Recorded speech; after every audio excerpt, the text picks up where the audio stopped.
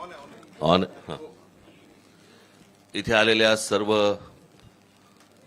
पत्रकार बांधवांचं भगिनींचं मी इथे स्वागत करतो।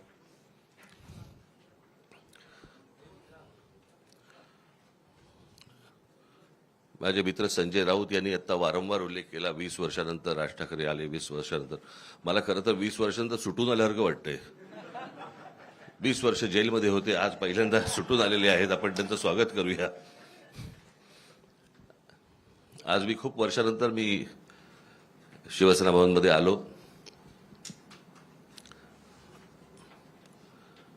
मला नवीन शिवसेना भवन मी पहिल्यांदाच बघतोय आणि माझ्या मनामध्ये कायमच्या कोरल्या गेलेल्या ज्या काही आठवणी आहेत त्या सगळ्या जुन्या शिवसेना भवन मधल्या आहेत।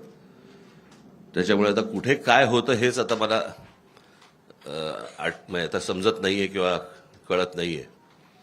पण जुन्या शिवसेना भवन मधल्या आठवणी या खूप काय म्हणू त्याला रोमांचकारी आणि आनंददायी आणि असा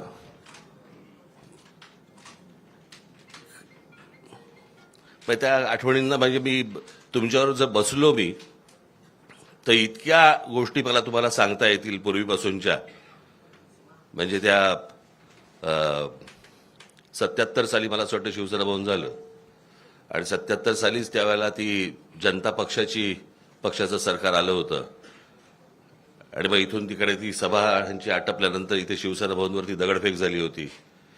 त्यावेळेला काय काय झालं तेव्हापासूनच्या त्या सगळ्या जुन्या आठवणी आहेत। पण आता मी त्या आठवणीमध्ये रमत नाही। आज इथे शिवशक्तीचा आज शिवसेना, महाराष्ट्र नवनिर्माण सेना आणि राष्ट्रवादी काँग्रेस यांचा मिळून एक संयुक्त जाहीरनामा इथे प्रकाशित आज तुमच्यासमोर करत आहोत।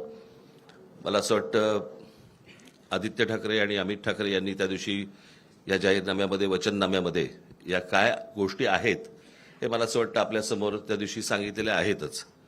त्याच्यामुळे आता त्याच्यावरती परत किती चर्चा करायची हे मला असं वाटतं आपण त्या गोष्टींचा विचार करावा।